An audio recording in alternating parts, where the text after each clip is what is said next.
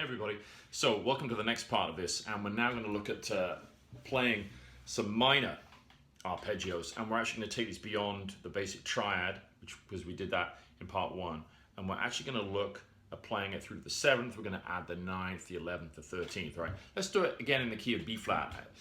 Guess this way from C major as our kind of starting reference point. Let's get into different keys to practice. So, check it out. Standard way to play a B flat minor triad. I'm going to do these starting on the 6th fret, okay? So root, minor 3rd, 5th, B flat, D flat, F. It's fine. The way I showed you first time was also to look heading towards the headstock as we go up the strings. So B flat, D flat, F, root, minor 3rd, 5th, root, minor 3rd, 5th, root, minor 3rd, 5th. Check it out. With this way I can go root, 3rd, 5th, flat 7, A flat, and then the 9th, the C. Right here. It's kind of a nice way to play it too. And again, that thing about visualizing the fingerboard, seeing different things, what I like about this is it gives me access to all these other, I've got all the access to all these other cool notes here, So I like being able to visualize, especially with minor harmony. I often find myself looking at the chord this way around rather than, I said, it just gives me access to a lot of cool passing chromatic tones here. So that's one way to do it. Root, minor 3rd, 5th, flat 7, and then we'll add the 9th, the C. Yeah. Now let's do it here. Now, if we're going to reach that C, we either have to do this, which is kind of awkward, or maybe an extended fingering idea, a little better. Root, minor 3rd, 5th, flat 7, 9. I like that. Another way to do it is this. Check it out. This is a kind of symmetrical fingering pattern. Root, 3rd, 5th, 7, 9, and I can go up to the 11th, 4th, or the 11th, and then the 13th on the top. So notice I've gone 1, 4, 1, 4, 1, 4, and I end on 3 here. It's kind of neat. That's a very symmetrical way to play up the arpeggio, so I like that too. So we can see a bunch of options for ourselves. And we can even start here too and go B flat, D flat, F, A flat, C. See, I'm taking it to the 9th now each time. Root, minor 3rd, 5th, flat 7, 9, right? And this is better than going root, flat 3rd, minor 3rd, 5th, flat 7, and then 9. I have that large shift there. I prefer this. But do both. Then do this kind of backwards way. Again, why I like this is we don't have to shift at all. We reach the 9th. And plus, we can go, we've got access to the 6th or 13th, the G below the root as well, which I really like too. So, and then we have another more orthodox way to play it here. Root, 5th, root, 3rd, 5th, flat 7, and then the 9 here. I don't love this one so much. I do like this way of playing it this way around. I mean, this one is fine. But like I said, this one where we climb symmetrically, we're going 1 to 4. So root, B flat, D flat, minor 3rd, then the 5th, flat 7, C the 9th, E flat the 11th, G 13th. See what I mean? So we go. It's kind of neat like that. And we get all the way up to the G quite smoothly as well. And I really think that's a good way to aim for, to aim to actually look to play the arpeggio up to the fullest extension eventually. The triads are great. 7th chord, go to the 9th, up to the 11th, up to the 13th. It really gets you to start seeing the upper structure of the chord, what you're playing over. As you do this, you can also start visualizing what's going on. For instance, just to get your mind thinking about this, look at this.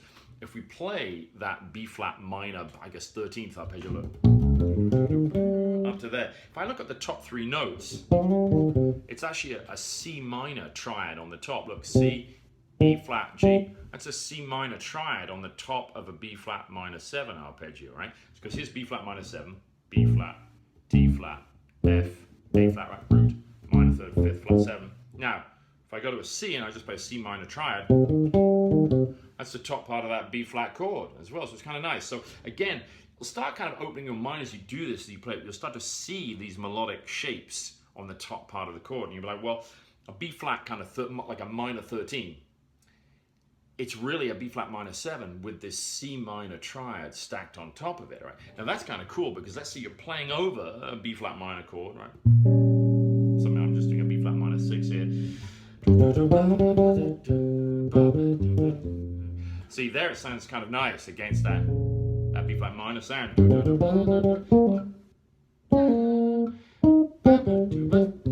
Right? I'm playing off the sound of the top part of the chord, off the extensions, right? And because I've been visualizing,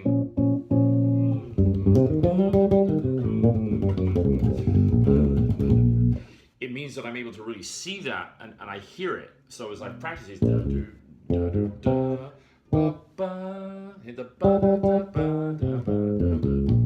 I can really hear that. I know what's going on. So I thoroughly recommend as you do this, don't shy away from going beyond the 7th in the arpeggio. Move to adding the 9th, to adding the 11th, to adding the 13th. Now on the major chords, like the one I showed you in the last lesson, I did a B flat major chord and then I added the 9th and the sharp 11, giving us what we call a Lydian sound. The Lydian sound gives you that major scale with a raised or sharpened 4th.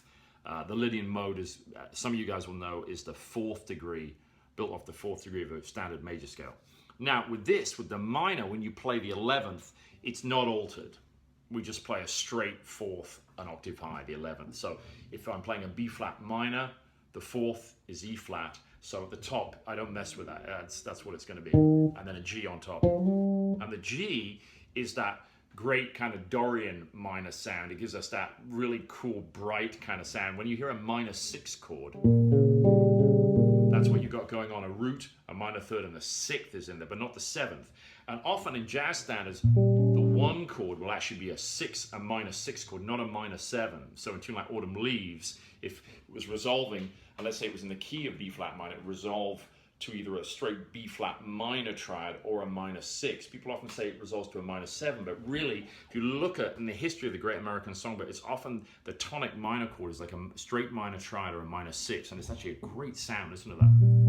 Really beautiful. So if I was just to run up from there, run up a B flat minor arpeggio all the way up to the 13th, listen to this, so get that sound in your head, and I go.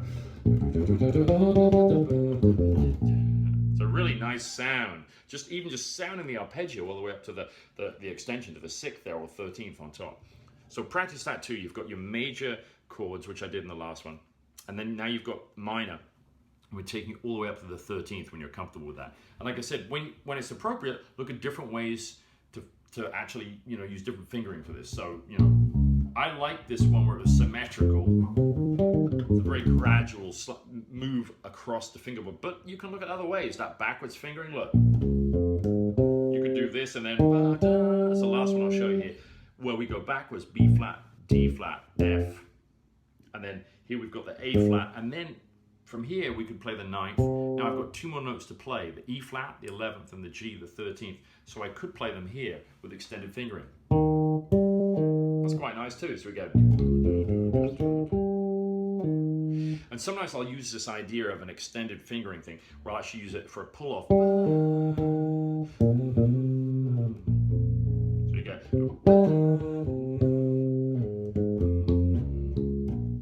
Gives us a slightly more kind of like horn-like kind of phrasing to our playing. So again, there's other reasons why we use these extended fingerings for like a sonic capability, not just because it's easier to get around the neck sometimes, but it actually has a different sound to it when you pull off to a note on the same string.